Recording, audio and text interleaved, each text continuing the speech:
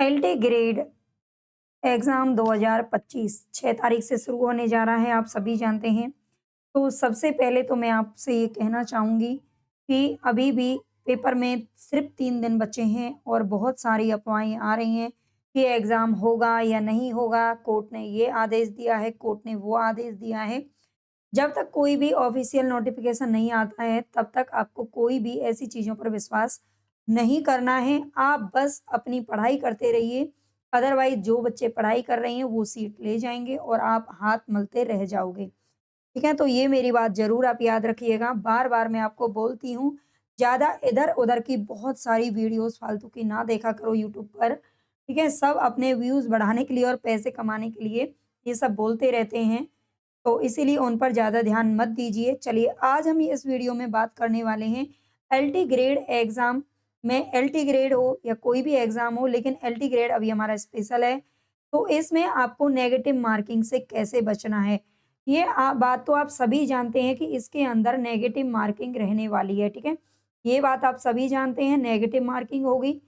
अच्छा negative marking होगी, तो इसके लिए आपको क्या करना है, हम 3-4 स्टेप्स में अपना पेपर कैसे करेंगे वो मैं आपको यहाँ पर बताने वाली हूँ। अगर आप नए हैं चैनल पे तो चैनल को सब्सक्राइब ज़रूर कर लेना। अगर आपको वीडियो पसंद आती है तो बाद में लाइक कर देना और हाइप भी कर देना, कमेंट करके बताना कैसा लगता है आपको। तो चलते हैं हम यहाँ पर फर्स्ट स्टेप की बात करते हैं। सबसे पहले आपका फर्स्ट स्टेप क्या होना चाहिए? आप मान लीजिए अभी सबसे पहले तो आप नर्वस होना छोड़ दीजिए बिल्कुल। बिल्कुल नर्वस होने की ज़रूरत नहीं है क्योंकि जिनकी बहुत अच्छी तैयारी होती है, वो बच्चे क्या होता है कि पेपर के 1 हफ्ते से पहले ही जैसे ही एडमिट कार्ड आता है, तो उनके हाथ-पैर फूलने लग जाते हैं ना। तो ये चीज़ अभी आप रियलाइज़ कर रहे होंगे, मैं बहुत अच्छे से समझ सकती हूँ। सबके साथ ऐसा होता है और जिनकी अच्छी तैयारी होती है ख़ास तौर से उनके साथ बहुत ज़्यादा ऐसा होता है ना? तो ये नेचुरल है, ये अपने आप ठीक हो जाएगा, कुछ आपको नहीं करना है। जैसे ही आप पेपर में बैठोगे आपको सब कुछ याद आ जाएगा, ठीक है? चलते हैं हम आगे अपने नेगेटिव मार्किंग से आपको बचना कैसे है, तो उसके लिए मैं कुछ बातें आपको बताना चाहती हूँ जो मैंने एक्सपीरियंस की हैं। अगर आप भी ये फ़ॉलो करते हैं तो आपको फ़ायदा ज़रूर होगा। सबसे पहला है कि आप हॉल में बैठे हुए हैं मान लीजिए और आपके सामने भाई पेपर है। आपके सामने पेपर आ गया, अब आप जानते हो एलटी ग्रेड की अगर हम बात करते हैं, तो इसमें आपसे 30% जीएस के पूछे जाएँगे, ठीक है? और आपसे 120% आपके सब्जेक्ट के पूछे जाने हैं, ठीक है? आपके सब्जेक्ट के पूछे जाने हैं, यानी कि 150% आपके टोटल हो जाएँगे और ये भी आप जानते हो ये प्री एग्ज़ाम है अभी, मेंस तो इसके बाद में होगा, ठीक है? जब आप इसको क्वालीफाई कर लेंगे, तब आपको मेंस के लिए कदम बढ़ाना पड़ेगा। तो यहाँ पर 50% आपको करने हैं। अच्छा, अब सबसे पहले आप देखिए नेगेटिव मार्किंग से बचने के लिए आपको क्या करना है? तो बच्चे बहुत सारे क्या करते हैं, पहले ही जैसे ही आप उनके सामने पेपर आता है, तो बहुत सारे बच्चों की मेंटालिटी ये होती है कि वो सीधा 1 से करना शुरू कर देते हैं। 1, 2, 3, 4, 5, 6 इस तरह से क्रम से करते हैं, ठीक है? बहुत सारे बच्चों की मेंटालिटी ये होती है कि वो पहले जिस सब्जेक्ट में अच्छे होते हैं, मान लीजिए उनका विषय बहुत अच्छा होता है, हर किसी का विषय अच्छा होता है ना? तो वो पहले अपने सब्जेक्ट को करने की कोशिश करते हैं और बाद में फिर जीएस को करते हैं। तो इसमें आप किसी की भी राय मेरे हिसाब से मत मानिए कि आपको क्या करना चाहिए। बहुत सारे कहते हैं आपको केवल सब्जेक्ट ही करना चाहिए पहले, तो ऐसी कोई बात नहीं है। अगर आपका जीएस भी बहुत अच्छा है, आपने जीएस की भी अच्छी पढ़ाई कर रखी है, तो आप जीएस को पहले कर लीजिए, कोई दिक्कत नहीं है। ये आपकी अपना मत होना चाहिए। आपको अपनी जो भी आपकी उस वक़्त की जो तैयारी है या फिर आपका दिमाग जो दिल जो उस समय कहता है, वो उसको आप करिए, ठीक है? तो बहुत सारे बच्चे तो इसी को लेकर वीडियोज़ ढूँढते रहते हैं कि हम सबसे पहले किसको करें। तो ये कोई मायने नहीं रखता, सबका अपना-अपना अलग-अलग तरीका होता है करने का, ठीक है? तो यहाँ पर आपके पास ये पेपर आ गया है, आप कोई-सा भी सब्जेक्ट करें, देखिए नेगेटिव मार्किंग दोनों में से कटेगी, ठीक है? टोटल में से कटेगी। मान लीजिए आपके पास सबसे पहले मैं आपको नेगेटिव निकालने का तरीका बताऊँ कि यहाँ पर 1/3 पेपर जो नेगेटिव मार्किंग है वो रहने वाली है। 1/3 का मतलब ये है कि आपने मान लीजिए यहाँ पर 3% 4% आपने सही किए, ठीक है? 4% आपने सही किए और उसमें से आपका 1 क्या चला गया मतलब 4% आपने गलत कर दिए, ठीक है? अच्छा 4% आपने क्या किए हैं, सही किए हैं, ठीक है? 4% आपने सही किए हैं और मान लीजिए 1/3 का मतलब होता है कि 3% अगर आपके गलत हैं, ठीक है? 3 क्वेश्चन अगर आपने गलत किए हैं, तो 1 सही नंबर भी आपका चला जाएगा, ठीक है? एक जो सही पर्सन होगा वो भी आपका काट दिया जाएगा। अब आप ये मत सोचना कि आपका कौन-सा पर्सन काटा जाएगा, नंबर आपका काट लिया जाएगा, ये ध्यान रखिएगा, ठीक है? 1 पर्सन आपका वहाँ से चला जाएगा, तो ये ध्यान रखना, है ना? 1/4 में होता है कि 4% आपने सही किए हैं, तो आपका क्या होगा 4% अगर गलत कर रहे हो तो 1 आपका नंबर काट दिया जाएगा। लेकिन इसमें 1/3 है, यूपीपीएससी है, ठीक है? 1/3 है और 1/3 में क्या होता है 3% अगर आपने गलत किए तो 1 सही पर्सन भी आपका काट दिया जाएगा। मान लीजिए 100 नंबर में से आपने केवल 80% तो ऐसे हैं जो आपके सही हैं, ठीक है? 80% ऐसे हैं जो आपके सही हैं, लेकिन 15% आपके क्या हैं, गलत हो गए हैं। 15% आपके गलत कर दिए आपने, तो 15% गलत करने पर आपका क्या होगा, 15% को तो आप 80 में से माइनस कर ही दीजिए। 80% तो आपने टोटल किए हैं, ठीक है? टोटल आपने 80% किए हैं और 15 आपने गलत कर दिए, ठीक है? 15 आपने क्या किए, गलत कर दिए, तो 80 में से 15 माइनस कर देंगे तो वैसे ही 65 बचेगा, ठीक है? और इसके बाद आपको 15 नंबर जो आपने गलत किए हैं, उनकी क्या लगेगी, नेगेटिव मार्किंग भी आपकी जाएगी, तो इसको आप 3 से क्या करेंगे, भाग दे दीजिए। 3 से भाग देंगे तो कितना बचेगा, 5 कितना आएगा, 5 आएगा, यानी कि 65 में से 5 और माइनस कर दीजिए, तो आपका 60 नंबर यहाँ पर सही होगा, ठीक है? 60% सही होगा। ये नेगेटिव मार्किंग निकालने का तरीका मैं आपको बता रही हूँ।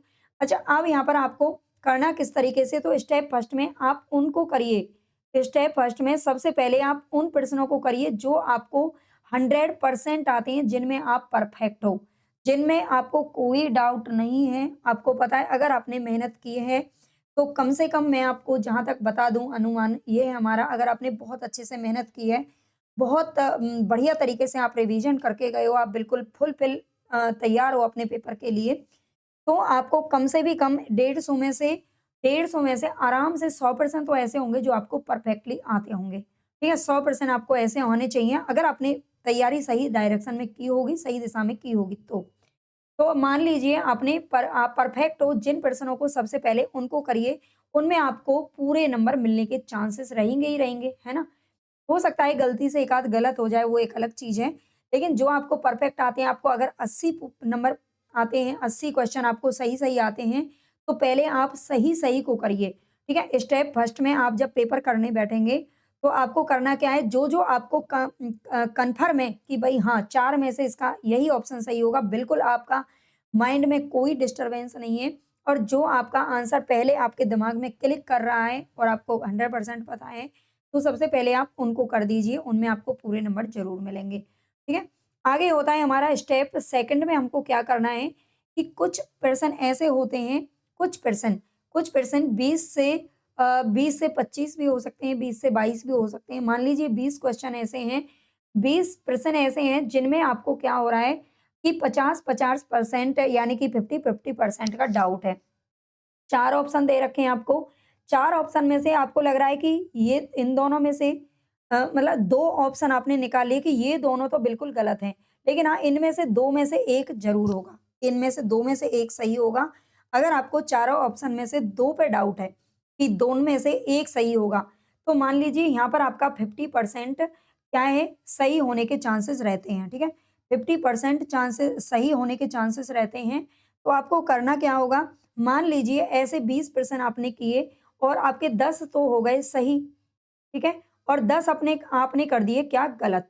10 आपने सही किए और 10 आपने कर दिए गलत, ठीक है? तो मान लीजिए आपने 10 सही कर दिए और 10 गलत किए और 10 गलत अगर आपने किए हैं, तो 10 तो चले ही जाएँगे। मान लीजिए आपके पास 10 बचे और 10 की जो नेगेटिव मार्किंग है, ये जो गलत आपने किए हैं, इनकी नेगेटिव मार्किंग भी होगी, ठीक है? नेगेटिव मार्किंग कितनी हो जाएगी? तो 3 मान लीजिए आपका तो एक ज़्यादा भी हो गया, आपके 4% अ, की नेगेटिव मार्किंग में चले गए। 4% आपके किस में चले गए? नेगेटिव मार्किंग में चले गए। यानी कि 10 में से आपको क्या करना है, 4 माइनस करना है कि नहीं, 6% आपके पास बच गए। यानी कि इस 6 नंबर का आपको फ़ायदा ज़रूर होगा। तो मेरी यही एडवाइस है, जिनमें आपको डाउट लग रहा है 2 ऑप्शन में, तो उनको आप करिए। हाँ, एक चीज़ और यहाँ पर होती है कि कई बार ऐसा होता है कि हमने जो चीज़ें पढ़ रखी है, ठीक है? डाउट तो उसी पर होगा भई, जो आपने कभी देखा ही नहीं है सिलेबस में, जो क्वेश्चन आपने कहीं पढ़ा ही नहीं है, आपके सामने वो शब्द कभी आया ही नहीं है, तो उस पर तो डाउट होने की संभावना नहीं है। तो जो आपका दिमाग पहले बोल रहा है, जो आपका दिल पहले बोल रहा है कि हाँ, इसमें से ये सही होगा, तो आप फिर उसमें अटकिए मत। आप ये मत सोचिए कि ये होगा, ये होगा, ये होगा, ये होगा। बिल्कुल मत अटकिए। जो आपको लग रहा है कि हाँ, ये सही होगा, तो बस जिसने जो दिमाग ने आपने पहले जो दिमाग में क्लिक हुआ है, उसको आप सही करके आइए। देखना, आप बाद में आके बताओगे कि मैम इस तरीके से हमारे पर्सन बहुत सारे सही हो गए। क्योंकि हमारा जो दिमाग एकदम से अचानक से जो बोलता है ना पर्सन को देखते ही, वो न मोस्टली वही पर्सन हमारा सही निकलता है, ठीक है? लेकिन हम क्या करते हैं कि वहीं पर फँस जाते हैं और थोड़ी-थोड़ी देर में, अरे नहीं इसको तो मैं बाद में देखूँगा, शायद ये हो सकता है, शायद ये हो सकता है और हम फिर गलत को चुन लेते हैं, ठीक है? तो जो आपके दिमाग में पहले आया है, भले ही आपका दिल बार-बार बोल रहा है कि नहीं ये नहीं होगा, ये नहीं होगा, लेकिन आप उसको ही लगाइए। ये साइकोलॉजी है और ये कहता है मनोविज्ञान, ज़्यादातर आपके जो दिमाग में पहले आए वही सही होता है और ये हमने एक्सपीरियंस भी किया है। ठीक है? तो यहाँ पर आपके 6% सही हो गए। अब आपको स्टेप 3rd पे चलना है। तीसरी बार आपके पेपर में आपको घूमना पड़ेगा। अब तीसरी बार में आप करोगे, कुछ पर्सन ऐसे भी होते हैं कि आपको क्या कर पा रहे हो, आप जब एलिमिनेट करने वहाँ पर बैठते हो, तो 4 ऑप्शन आपको दे रखे हैं। 4 ऑप्शन में से आप क्या करोगे, एक 3 में आपको डाउट है, ठीक है? 3 में आपको डाउट हो रहा है, आपको लग रहा है कि ये जो ऑप्शन है ये तो बिल्कुल नहीं हो सकता है, ठीक है? ये तो बिल्कुल नहीं हो सकता, लेकिन इन तीनों में मुझे डाउट है। इन तीनों में मुझे क्या है, डाउट है। तो इनमें से भी आपको क्या करना है, 1-2 नंबर आपको इसमें मिलने की संभावना रहती ही रहती है। मान लीजिए बहुत ज़्यादा नहीं है ऐसे पर्सन, देखो 30-35 अगर इस तरह के पर्सन आपके दम पेपर में आ रहे हैं कि भई जिनमें से कव केवल आप इस तरह से एलिमिनेट कर पा रहे हो 3 ऑप्शन का, तो समझ लीजिए फिर आपकी नैया राम भरोसे है ना? फिर तो राम भरोसे है ना? ये ऐसे मुश्किल से 8-10 पर्सन होने चाहिए बस, जिनमें आप 1 को तो अलग हटा दे रहे हो, लेकिन 3 में आपको डाउट है। तब भी क्या होता है कि वहाँ पर आपको क्या करना है, इस केस में आपको क्या करना चाहिए कि यहाँ पर भी आपके कुछ पर्सन सही होने के चांसेस रहते हैं, ठीक है? यहाँ पर अभी आपको कुछ पर्सन रहने के सही होने के चांसेस रहते हैं, तो इस तरह का पर्सन भी आपको ज़्यादा रिस्क तो नहीं लेनी है। अगर आपको लग रहा है बिल्कुल मेरा तो गलत चला जाएगा या आपने उतने पर्सन कर लिए हैं जितने आपके पेपर के लिए ज़रूरत है, तो आप इनमें ना फँसें। लेकिन फिर भी आपको लग रहा है कि भई मेरा सही जा सकता है, तो आप इसका चांस ले सकते हो। लेकिन केवल और केवल ऐसे पर्सन 8 से अ, 10 तक होने चाहिए बस, ठीक है? इससे ज़्यादा अगर हैं तो गड़बड़ हो सकती है, ठीक है? आप मेरी बात को ध्यान से सुनिएगा, कहीं कि मैम आपने ये बताया था और हमने तो वही कर दिया, ठीक है? तो ध्यान से इस बात को सुन लीजिए, 8 से 10% केवल और केवल आपके पास ऐसे होने चाहिए जिनमें आपको ये डाउट है। तो यहाँ से भी 1-2 नंबर आपको मिलने के चांसेस रहते हैं, ठीक है? और एक चौथा स्टेप हमारा क्या आता है, चौथे स्टेप में आप क्या करते हो कि 4 ऑप्शन है आपके पास, चारों में से आपको पता ही नहीं है, डब्बा गोल है ना? गोल है कि हमें पता ही नहीं है कि ये हमने कभी पढ़ा ही नहीं है, कभी सुना ही नहीं है, कभी सिलेबस में देखा ही नहीं है, हमें नहीं पता कि इसमें क्या आएगा। तो अगर आपको तो इस केस में आपको क्या करना है, देखिए हमारी यही व्यक्तिगत सलाह है कि आप इसमें ना उलझें, ठीक है? इसमें ना उलझें, अदरवाइज़ आपका क्या होगा, जो आपने परफेक्टली सही किए ना ऊपर, उसको भी उससे भी हाथ धोना पड़ सकता है, ठीक है? उसमें भी आपका क्या है, काट लिया जा सकता है नंबर। तो इसमें ज़्यादातर तो आप कोशिश करें कि ना उलझें और फिर भी आपको लग रहा है कि आपने परसेंट कम किए हैं या फिर आपने अगर कम किए हैं तो भी ठीक है, कट ऑफ बहुत ज़्यादा हाई नहीं जाने वाली। क्यों? क्योंकि एक तो पेपर के लिए भी बहुत ज़्यादा टाइम नहीं था, जीएस और सिलेबस दोनों पढ़ना था, सब्जेक्ट भी। काफ़ी दिनों बाद वैकेंसी आई है ना? कम टाइम मिला है। उसके अलावा इस ये अभी प्री एग्ज़ाम है, ठीक है? और जीएस भी इसमें आता है, तो इसमें आप मत उलझिए, है ना? मैं तो यही कहूँगी और फिर भी ऐसे अगर 2-4 पर्सन हैं, तो आपको बहुत ज़्यादा लगता है कि सही हो सकता है, तो देखिए अदरवाइज़ इसमें मत उलझिए जिनमें आपको नहीं पता है ना? उसी में फ़ायदा होगा। तो ये तो आपका पेपर करने का तरीका हो गया है। अब बच्चों का एक और प्रश्न बार-बार घूम रहा है, क्या जीएस को क्वालीफाई करना ज़रूरी है? क्या जीएस को क्वालीफाई करना ज़रूरी है? तो हाँ, ज़रूरी तो नहीं है कि हाँ, जीएस आपका क्वालीफाई हो जाएगा, उसके बाद ही आपका सब्जेक्ट क्लियर होगा या आप तभी क्वालीफाई माने जाओगे। 150 नंबर हैं, 150 में से जो भी कट ऑफ आपकी जाएगी, ये टोटल मिला के जो 150 पर्सन है, जो भी आपकी कट ऑफ जाएगी, वो दोनों में से रहेगी, ठीक है? तो ऐसा नहीं है कि इसको आपको कंपल्सरी करना ही करना है ना? जितना आपको आ रहा है उतना करके आइए। तो डरिए मत, इस तरह से अगर आप एग्ज़ाम में बैठेंगे और इस तरह से इसी तरीके को आप अपनाएँगे, तो मुझे उम्मीद है कि आप नेगेटिव मार्किंग से थोड़ा बहुत काफ़ी हद तक बच सकते हो।